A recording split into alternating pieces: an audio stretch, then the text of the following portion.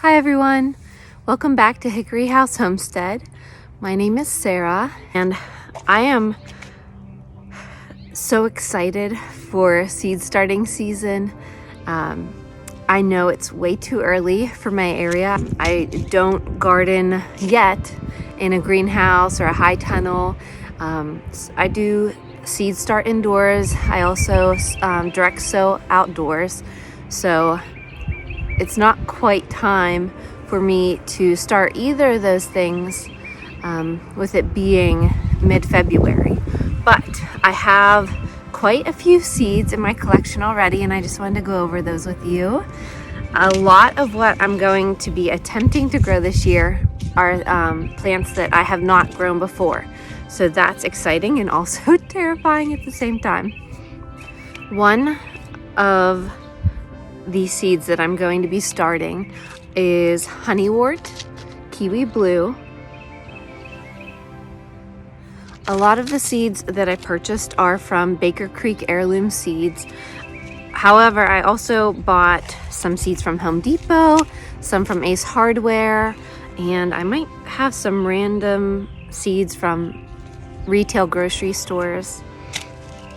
Another one of the seeds I'm going to be growing or trying to grow this year are the Sunflower Double Sun King.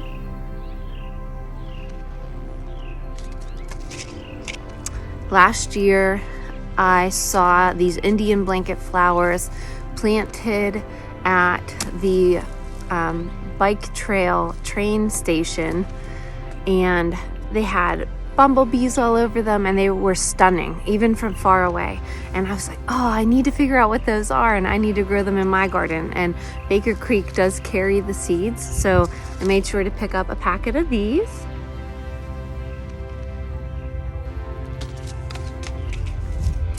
I'm also going to be trying my hand at growing cosmos. These are the apricota cosmos. I've never grown these before either. And it will also be my first year trying my hand at growing hollyhocks. These are the Majorette Double Champagne.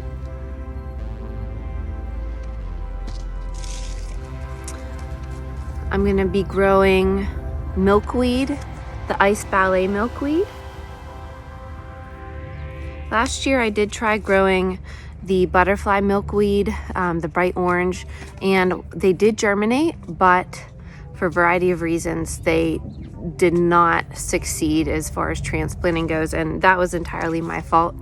I did not up pot. They ran out of nutrients in the seed starting mix that they did have, and then they were planted late. I mean, I was a very horrible seed starting mom last year, so I have a lot of room for improvement this year. Something else I grew a lot of last year and that did germinate and that I did get to enjoy a little bit were violas, but they were very delicate and you could walk past them and miss them. They were definitely something subtle in the garden, but the little pops of color when you're looking for it was so beautiful. And I have a lot of unshared photos on my phone from last year's violas that grew. This year I got one of the pansy chicky chicks, and I did grow these last year. These should be perennial in my 6B zone, so hopefully they will spread or self-seed and come back every year. We'll see. I also got the Blue Perfection, also supposed to be perennial. This year I tried to choose violas that were going to be perennial in my area because I would love to continually plant them year after year and just have them come back, self-seed, and spread throughout the garden almost as a ground cover, even through the grass, if that happens. And I got, I don't know if this was a mistake or not. I don't think I ordered 2 packages, but I got 2 packages of the Viola Mineola Heart Aqua. So I'm excited to try those. While I'm not new to gardening, I've been gardening ornamentally, a lot of perennials, bushes, shrubs for a long time, both myself and with my dad growing up. I'm relatively new to vegetable gardening. I did some assisting whenever I was a little girl, but last year was my first year growing vegetables successfully, and so this will be my second year. And I think that I am attempting some very daring vegetables this year. One of them being the okra. This is Nkrumah tenton okra. I think it says that this can get 10 to 12 feet tall, and I'm looking for this to be kind of a statement piece in the yard, not just the garden. I'm going to try to incorporate a lot of the vegetables more as foodscape rather than just dedicated vegetable gardening areas. So we'll see how that goes. We have a lot of pest pressure here.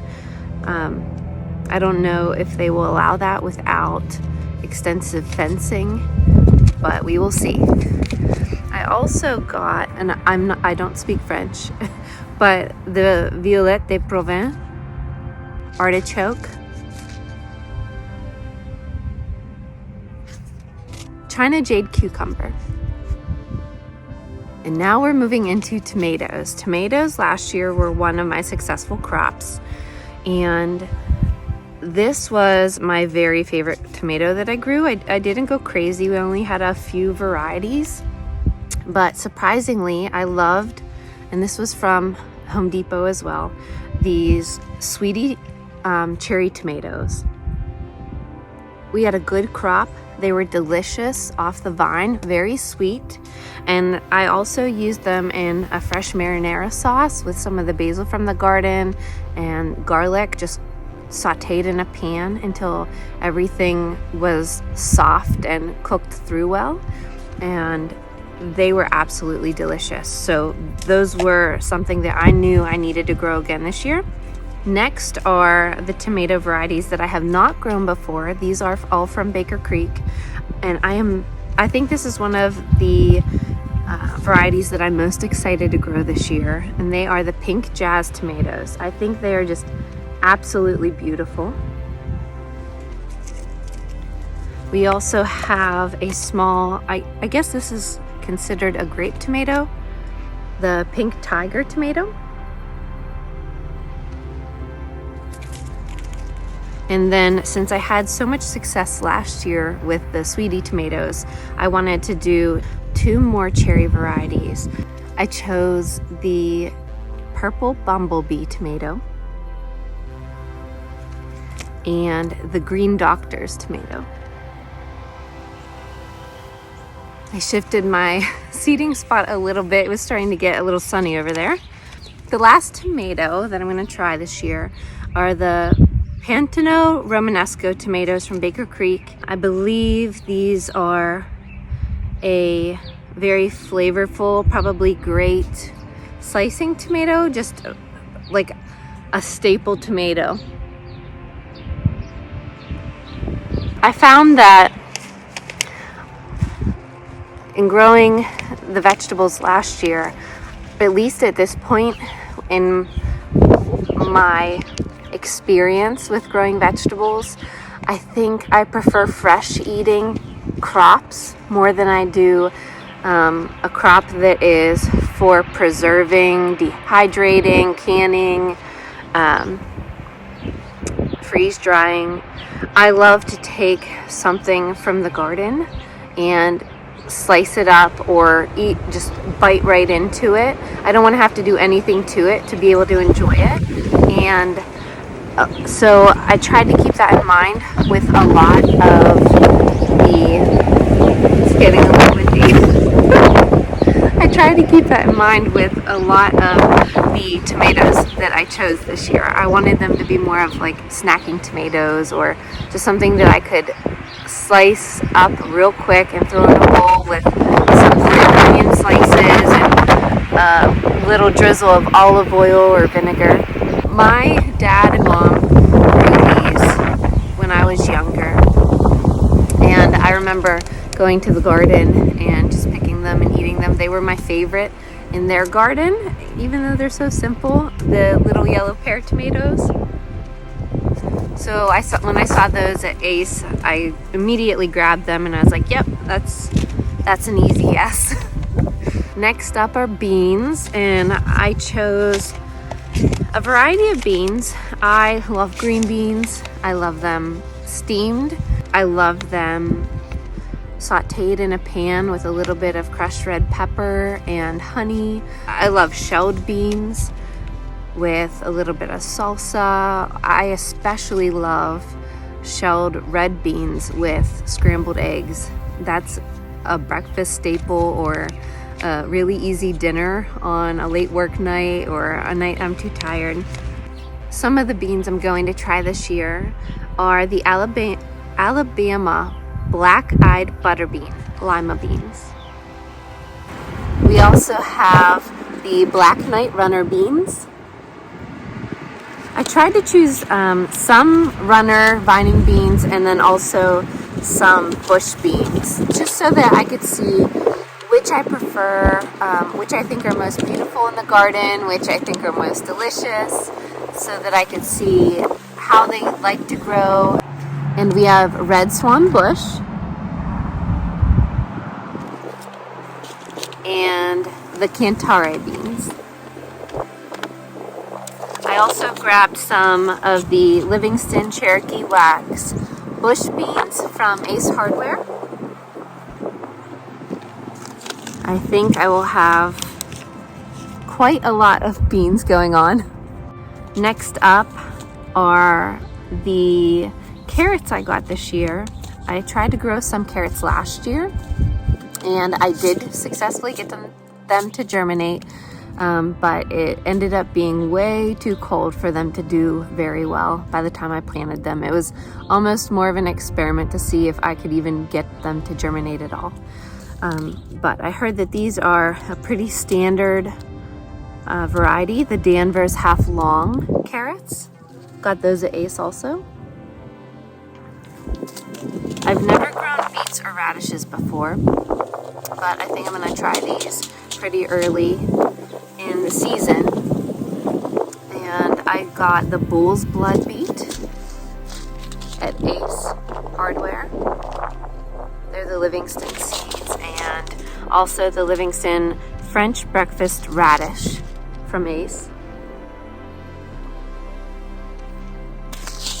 Moving on to the greens I got. I discovered last year that I absolutely love edible greens in the garden for ornamental purposes. I grew Swiss chard and raspberry sorrel last year, and I didn't even harvest any. They were so beautiful in the garden next to the flowers and perennials that I knew that this year I wanted to plant a lot of greens that are going to be available for eating if we want to just go out and grab some, but also just because they're beautiful mixed in with a perennial garden and herbs. So some of the greens that I'm going to grow this year for both ornamental and eating purposes, I'm going to do the Oriole Orange Swiss chard, and this is from Baker Creek. I'm also going to do the 5-color silver beet Swiss chard. I got Bloody Dock, which looks very, very similar to the raspberry leaf sorrel. Oh, that's back. The wind took the seed packet. All right, these are the Bloody Duck. I'm also going to try growing the Italico Rosso dandelion. I've heard a lot of stories of my great-grandpap loving dandelion greens. Just a very simple dandelion green salad. So that was kind of my inspiration for that one. I also have the Suzu Baby Bok Choy. I love bok choy sauteed with a little bit of oil and garlic. And from Ace Hardware, the Livingston Bright Light Swiss Chard. I think this is the Swiss chard I grew last year. And it was beautiful. Moving on to some of the herbs. Last year, I got starts of Thai sweet basil, and they were probably my first or second favorite plant in the garden. So I'm gonna try growing that from seed this year. So I got a packet of that from Baker Creek. Also going to branch out with my basil varieties. I'm gonna try doing the Persian basil from seed. And Mamolo basil. This looks like a pretty standard classic Italian basil. Another herb that I use very frequently in cooking that I have never grown, but I am excited to try, is parsley. So I got the moss curled parsley. I'm hoping that this serves as both beautiful ornamental in the garden that is also great for culinary purposes. And I also got some chives. I've always been able to get chives, both this common chive and the garlic chives, to germinate and start growing, but I think maybe I just throw them in the garden, maybe not in the best places to grow or thrive, and so they never really flower or grow beautifully. So I think that's going to be one of my attempts this year, is to get it to the point of flowering and make sure it's in a happy spot. Another staple in my kitchen is fresh thyme. I did plant a few plants, different varieties last year, but they got smothered out by a lot of the other herbs and perennials. So I'm going to grow it from seed this year, just a basic wild thyme from Baker Creek. Also oregano, the wild Zatar oregano. Moving on to cilantro. This is a crop we pick up at the grocery store every single day. Not every single day, although it feels like every single day, every time we go to the grocery store. And so one of my hopes is that I'm able to successfully learn to grow produce that we bring home with us every time we're at the grocery store, cilantro being one of them. I did get it to grow last year in the fall at the end of the season, but winter hit and I put it in the ground as an experiment similar to the carrot seeds, and it was just too late for it to get very large and I didn't harvest any. I was happy that I was able to get it to germinate, and I proved to myself that I was able to get it to grow, so that was good enough for me for that year. But I got 2 packets. I got the Slow Bolt cilantro from Baker Creek, and I got the Livingston coriander cilantro from Ace. I might try doing this in a container, we'll see. We rotated a little bit with the sun again so that I'm back in the shade. I think we're pretty much on the home stretch here for seeds that I purchased this year. We have spotted bee balm. I purchased this as an ornamental for the garden. I'm actually sitting in my bee balm area. Right behind me, I have started to create a circular sitting area where I want it to be surrounded by a border of different varieties of bee balm. So I'm going to try to grow these to add to that area. I also picked up a bunch of hyssop. Well, a few hyssop varieties. One is the Arcado Pink. This is one of the perennial varieties. The Anise hyssop. I got this one because it says that it makes a wonderful tea, and I really enjoyed being able to harvest different herbs from the garden last year for teas, so I'm gonna add that to the tea garden plants.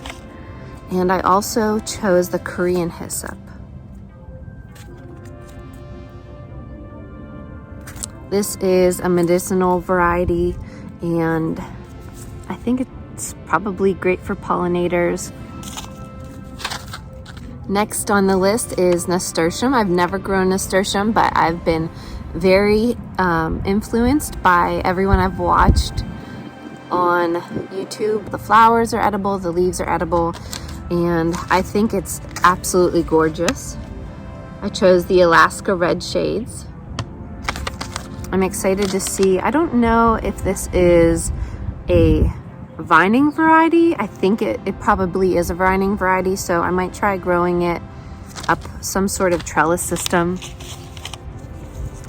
To add to the front yard, where I have a few lavender plants, I have the Elegance Pink Lavender. I'm growing again this year because they were so pretty last year, the Atomic Purple Gomphrena. Now, you're able to make a tea out of these. I used to drink tea made out of Gomphrena in Mexico all of the time. I could not figure out what those dried little flowers were that I drank in tea while I was in Mexico for a very long time, until I was scrolling on Baker Creek's website, and this was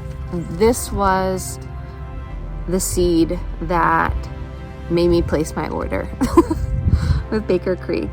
I was so excited to get these, and last year I planted them, interplanted just a few plants next to the sorrel and some salvia, and they were beautiful as little accent blooms.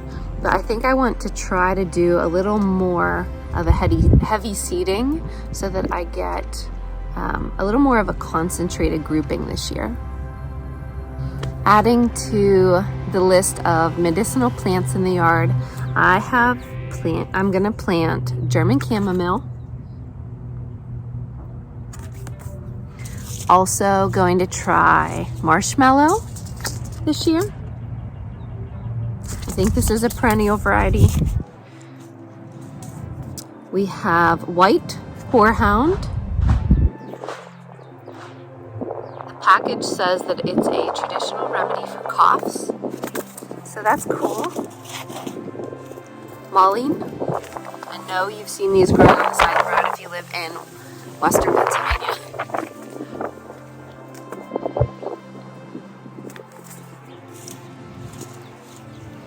And now I'm going to give myself up.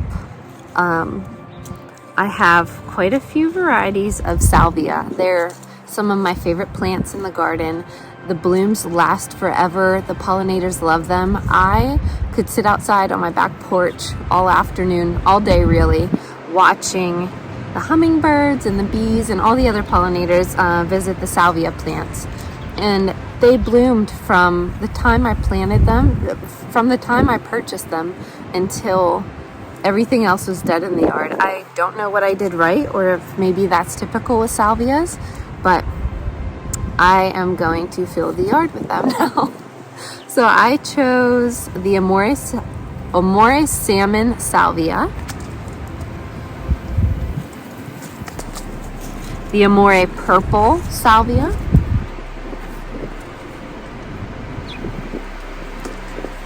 we also got, this is new to me, Swan Lake Salvia. I think this is probably going to be stunning.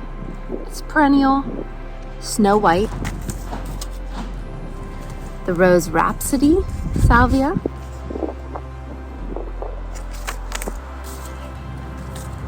And lastly, Skydance. All right, now we're really on the home stretch. I don't know if I'm pronouncing this correctly, but Agastache or Agastache Raspberry Daiquiri is on the list. Also supposed to be perennial. And Apricot Sprite. I've been eyeing this one up on a lot of websites for quite a while. And so it went into my cart. And the last few vegetable fruit choices, miscellaneous vegetables and fruits that I'm going to try growing this year. I use a lot of celery. I love celery juice in the morning. And I look like a crazy lady at the grocery store buying stalks and stalks and stalks of celery at a time. So I'm going to try growing it myself. I'm going to do the Utah tall celery. Figured that was a standard, should be a pretty standard variety. And similar to cilantro, another another produce item that we buy every single time we go to the grocery store is green onion, scallions. So I'm gonna try doing the Ishikura onion.